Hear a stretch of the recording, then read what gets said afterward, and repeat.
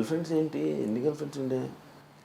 అంటే రీసెంట్ గానే చెప్పాడు నాకు. నేను ఫస్ట్ ఒకటి చెప్పాలి, ఒక్క నిమిషం.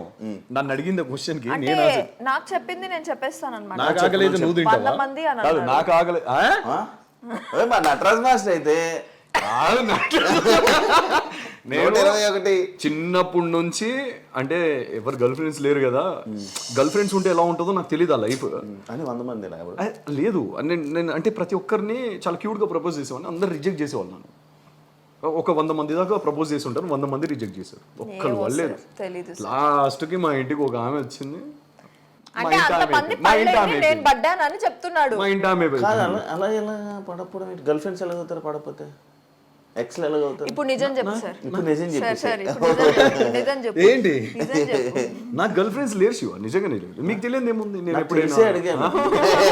మన ఇద్దరి మధ్యలో ఎప్పుడు ఈ డిస్కషనే లేదు. సరే సరే, ఇది ఒప్పుకోరు కానీ నీకు తెలుసు శివ, నాకు తెలుసు.